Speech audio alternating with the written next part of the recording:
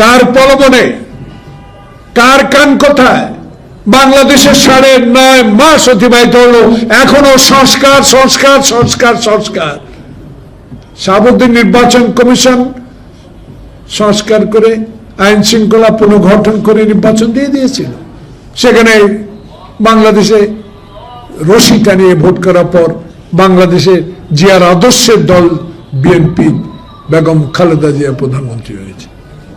আজকে আপনিও পারতেন। শুধু নির্বাচন কমিশনটা হওয়ার পরে সকল দলকে নিয়ে যারা রাস্তায় ছিল, যারা গণতন্ত্রের জন্য লড়াই করেছে, যারা গণতন্ত্রের কথা বলেছে, যারা সংবাদপত্রের স্বাধীনতার কথা বলেছে, যারা ফ্যাসিস্টের বিরুদ্ধে কথা বলেছে, যারা লুটের বিরুদ্ধে কথা বলেছে, যারা সিন্ডিকেটের বিরুদ্ধে কথা বলেছে, যারা আইন শৃঙ্খলা রক্ষার কথা বলেছে, যারা দ্রব্যমূল্যের ঊর্ধ্বগতি রোধে দাবি পেশ করার পর গুলি খেয়েছে, জেলে গেছে, তাদেরকে নিয়ে আপনি দেশে একটি নির্বাচন দিয়ে দিতে পারতেন। আমি একজন সামান্য রাজনৈতিক কর্মী, আমি অনেক ইতিহাস দেখেছি, কারণ আমার হারাবারও কিছু নাই, পাবারও কিছু নাই। বাবার শিক্ষকতার সুযোগে রাজনীতিতে প্রবেশ করার আমার সৌভাগ্য হয়েছে। মা গৃহিণী ছিলেন, উচ্চশিক্ষায় মা শিক্ষিত ছিলেন না, বাবা অনেক উচ্চশিক্ষার শিক্ষিত ছিলেন। সেই সুযোগেই নোয়াখালী জন্ম অবস্থায় আমার আব্দুল মালিক উকিল, নুরুল হক মিয়া, গ্রেট গ্রেট লিডারদের সমন্বয় যাওয়ার সৌভাগ্য হয়েছে। বাড়ির সামনে একটা প্রাইমারি স্কুল, সেখান থেকে শিক্ষা লাভ করে শহরের একটি হাই স্কুল, তারপর বিশ্ববিদ্যালয় ঢাকা। আমার একটা ভাগ্যবান আমি মনে করি। আমার কাছে প্রায় 150 নেতার ছবি আছে আমার সাথে, যারা এখনো এর মধ্যে 130 হইতে 35 জন নাই পৃথিবীতে। একটি কথা বলতে চাই, উল্লেখ করতে চাই, ইতিহাস কথা বলে।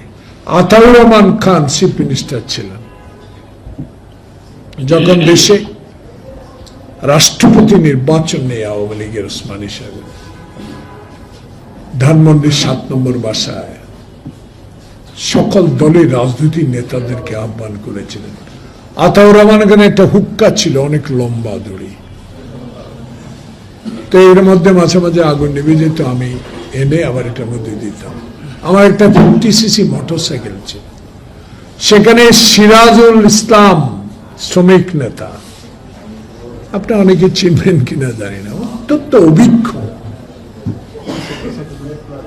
বক্তব্যে একটা কথা বলেছে যে দেশ এমন এক পর্যায়ে আসবে, আজকে যদি রাষ্ট্রপতি নির্বাচনে ওসমানীকে জয়লাভ করা না যায়, আপনাদের জন্য কঠোর অবস্থা বিরাজ করবে পূর্ব পাকিস্তানে, বাংলাদেশে। সেই কথাটা মনে করলাম এই জন্য, এই দেশের সার্বিক এখন রাজনৈতিক পরিস্থিতিটা কে কোন দিকে নিয়ে যাচ্ছে, কাকে বিশ্বাস করব? আমি মুসলমান, আল্লাহ রসুলকে আমি বিশ্বাস করি। আমি একজন রাজনৈতিক কর্মী, দ্বিধাহীন চিত্তে জোর গলায় বলতে পারি, আমি সততার সহিত আমার নেতা শহীদ জিয়ার আদর্শকে লালন করে আমি রাজনীতি করি। কিন্তু বাংলাদেশে আমার মনটা এত খারাপ হয়ে যাচ্ছে, প্রত্যেক দিন আপনাদের পত্রিকা, টেলিভিশন, ইউটিউব, সামাজিক যোগাযোগ, সকাল থেকে নামাজ পড়ে আর ঘুমায় না, উঠে যখন পড়তে দেখি আমার মনটাই খারাপ হয়ে যায়। কি জন্য দেশ স্বাধীন করেছি? কার কথায় দেশ স্বাধীন করেছি? কার আহ্বানে দেশে হাফ প্যান্ট পরে যুদ্ধে চলে গিয়েছি? বাবাকে 17 মাইল রিক্সার নিচে পায়ে উঠিয়ে রাজাকাররা ধরে নিয়ে গেছে নোয়াখালী শহরে, তোর ছেলেকে ইন্ডিয়া থেকে ফেরত আনতে হবে। এসব দৃশ্যগুলো মনে হয় আজকে ব্যথা পায়। প্রিয় ভাইয়েরা, আপনার মতো একজন গুণীজন সচেতন ব্যক্তিকে বাংলাদেশে এমন একটি স্থানে বসিয়েছে যে ব্যক্তিটি 3 মাসের মধ্যে একটা নির্বাচন করার যোগ্যতা ছিল, কেন 9.5 মাস অতিবাহিত হলো? আমি একজন রাজনৈতিক কর্মী হিসাবে আমার বিবেকের কাছে আমি নিজেই প্রশ্ন করে উত্তর পাই না। কেন বাংলাদেশ জাতীয়তাবাদী দলের সিনিয়র লিডাররা সালাউদ্দিন, আব্বাস, গয়াসর, ডক্টর কুমসার হোসেন, মঈন খান, নজরুল ইসলাম খান, আমাদের দলের যে প্রতিনিধি প্রত্যেক দিন রিজভী আহমদ সাহেব বলতে হবে নির্বাচনের কথা। আপনার কি মনে পড়ে না শাহাবুদ্দিনকে চিনেন না? তখনকার চিফ জাস্টিস শাহাবুদ্দিনের কথা আপনার মনে নাই? তখনকার চিফ জাস্টিস যে অন্তর্বর্তীকালীন তত্ত্বাবধায়ক সরকার প্রধান থেকে 3 মাসের মধ্যে সকল সংস্কার করে নির্বাচন উপহার দিয়েছে, সেটা আপনার মনে নাই? আপনাকে কেন 9.5 মাস অতিবাহিত করতে হবে? এই প্রশ্ন আমার নিজের কাছে আমি খুঁজে পাই না। আমার স্ত্রী কিন্তু অসুস্থ, কিন্তু রাজনীতি করে না। সে আমাকে বলে, আমি তাকে একটু উৎসাহিত রাখার জন্য, ক্যান্সার খুবই খারাপ রোগ, আমি তার সাথে বসে গল্প করি, ইউটিউব গুলা বাজায়, রাজনৈতিক কথা হলো। আজকে বাংলাদেশ প্রতিদিনে একটা সাবজেক্ট লেখছে, খুব ভালো, ওইটা পড়ে শোনাচ্ছিলাম। সে আফসোস করে বলল যে আমি তো রাজনীতির নেতা না। মানে আফসোসটা আমার স্ত্রী, আল্লাহ জানে বাঁচবে কতদিন, ক্যান্সার রোগে আক্রান্ত, আফসোস করলো তার জন্য। ডক্টর ইউনূস যেদিন এয়ারপোর্টে আসে, আমি যদি যেতে পারতাম, রাজনৈতিক নেতা হইতাম, আমি তাকে ফুলের মালাটা দিতাম। বিশ্বের দরবার থেকে যে একটি উপাধি ছিনিয়ে এনেছে বাংলাদেশের জন্য, এটাই তো আমাদের সবচেয়ে বেশি। আমি সবচেয়ে, তুমি জেলে ছিলা 16 বছরের মধ্যে 10.5 বছর, আমার কোনো আক্ষেপ নাই, সব ভুলে গিয়েছি। যেদিন 8 তারিখে শপথ নিল, না 10 তারিখে, 8 তারিখে যখন শপথ নিল, আমি এত খুশি হয়েছি যে এমন একটা ব্যক্তিকে বসিয়ে দিয়েছি, বাংলাদেশে আর কোনো ফ্যাসিস্ট থাকবে না, কোনো বিভেদ থাকবে না, ভারসাম্যহীনতা থাকবে না, বিভেদ থাকবে না।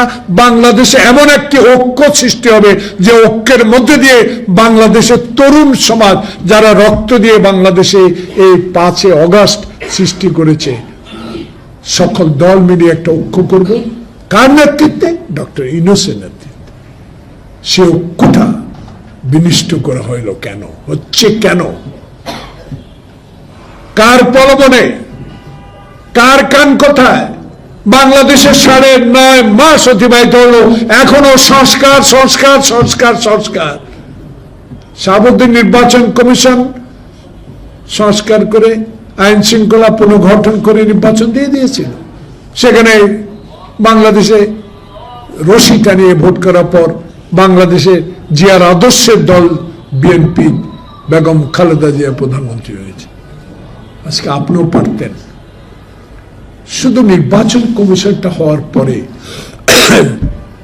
সকল দলকে নিয়ে যারা রাস্তায় ছিল, যারা গণতন্ত্রের জন্য লড়াই করেছে, যারা গণতন্ত্রের কথা বলেছে, যারা সংবাদপত্রের স্বাধীনতার কথা বলেছে, যারা ফ্যাসিস্টের বিরুদ্ধে কথা বলেছে, যারা লুটের বিরুদ্ধে কথা বলেছে, যারা সিন্ডিকেটের বিরুদ্ধে কথা বলেছে, যারা আইন শৃঙ্খলা রক্ষার কথা বলেছে, যারা দ্রব্যমূল্যের ঊর্ধ্বগতি রোধে দাবি পেশ করার পর গুলি খেয়েছে, জেলে গেছে, তাদেরকে নিয়ে আপনি দেশে একটি নির্বাচন দিয়ে দিতে পারতেন। কেউ পদত্যাগ করে যায়, প্রধান হয় দলের, ওয়েলকাম, আসেন, রাজনীতি করেন, গ্রামে যান, মানুষের সেবা করেন, মানুষকে বুঝান, আপনার আইডিওলজি কি সেটা প্রচার করেন। আইডিওলজি প্রচার না হতে এখনো ঢাকা শহরে বসে বসে বিএনপির মতো একটা আটলান্টিক মহাসাগরের মতো দল, যেই দল কয়েকবার ক্ষমতায় ছিল, যেই দলের নেতা বাংলাদেশের স্বাধীনতা ঘোষণা না করলে সেদিন শেখ মুজিব স্বাধীনতা ঘোষণা করতেন না, পাকিস্তানের প্রধানমন্ত্রী হইতেন। আর তার সমালোচনা করে বসে আছেন আপনারা।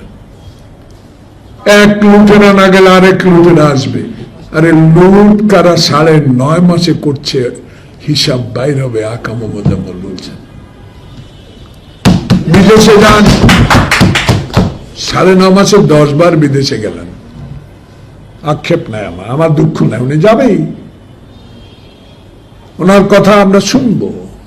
কিন্তু এমন কথা বলা ঠিক না যে কথাটিতে বাংলাদেশের সবচেয়ে বৃহত্তম রাজনৈতিক দলের নেতা কর্মীরা আপনার উপরে ক্ষুণ্ণ হবে, মনে কষ্ট পাবে। নির্বাচন শুধু আমরা চাই, হিসাব করে দেখেন না কয়টা দল নির্বাচন চায়। নির্বাচন চাই বিধে কি আমরা ক্ষমতায় যাব, সরকার গঠন করবো, এটা তো আমরা বলি না। আমরা বলি মরা মৃত ব্যক্তির ভোট নয়, দিনের ভোট দিনে, হুন্ডা গুন্ডার ভোট না। আমরা এমন ভোট চাই যে ভোটে রাজনৈতিক অধিকার, গণতন্ত্র প্রতিষ্ঠার, ভোটাধিকার প্রতিষ্ঠার আন্দোলনে যেই সকল দল অংশগ্রহণ করেছে সেই সকল দলেই একটি সুষ্ঠু নির্বাচনে সরকারে যাবে, সরকার গঠন করবে, তখনই সিদ্ধান্ত নেবে দেশে করিডোর দিব কি, বন্দর দিব কি, সচিবালয় অধ্যাদেশ জারি করব কি, সেগুলো তাদের বিষয়। আপনাকে নিয়মিত কাজ করার জন্য আমরা ক্ষমতায় বসিয়েছি সকলে মিলে, আমরা না। আপনার কাছে তো অনেক আশা, সে আশা চূর্ণ বিচ্ছিন্ন করে দিচ্ছে কারা, তাদেরকে খুঁজে বের করতে হবে। তাই বিএনপি বলে এখনো যারা সরকারে বসে আরেকটি রাজনৈতিক দলকে সহায়তা করে তাদেরকে উপদেষ্টা পরিষদ থেকে পদত্যাগ করতে হবে। সেটা না করে সুষ্ঠু নির্বাচন হবে কি করে? সারা বাংলাদেশে আওয়ামী প্রেতাত্মারা এখনো সোচ্চার, এদের বিরুদ্ধে রুখে দাঁড়াতে হবে। যাক, আমি শুকরিয়া আল্লাহর দরবারে গতকালকে হাসিনার বিচার কার্য শুরু হয়েছে। আমি খুশি, রাজনৈতিক কর্মী হিসেবে সবাই খুশি হওয়া উচিত। বিচার করেন, আমরা তো বিচার চাই, আওয়ামী লীগের নিষিদ্ধ জনগণও চায়, কিন্তু এরই ফাঁকে বিএনপিকে মাইনাস করার যদি কোনো হীন প্রচেষ্টা আপনাদের মধ্যে থেকে থাকে, তার বিরুদ্ধে লড়াই করার জন্য তারেক রহমানের হাজারো লক্ষ কর্মী প্রস্তুত। কেউ বাধা দিলে সে বাধা মানবে, কারণ হাসিনা রক্ত চক্ষু উপেক্ষা করে যারা কারাগারে ছিলাম, আয়নাগরে ছিলাম, নির্যাতন সহ্য করেছে, হাজারো মামলা মাথা নিয়ে কোর্টের বারান্দা না খেয়ে দাঁড়িয়েছিলাম, তাদের ভয় আর কিছু নয়। তাদের আশা বাংলাদেশে একটি নিরপেক্ষ নির্বাচনের মধ্যে দিয়ে এমন একটি রাজনৈতিক দল ক্ষমতা আসুক যারা জনগণের সেবা করবে, গণতন্ত্রকে মাথার উপর রাখবে, সংবিধান রক্ষা করবে, সংসদকে সার্বভৌমত্ব ফেরত দিবে এবং বিচার বিভাগের স্বাধীনতা ফেরত দিবে।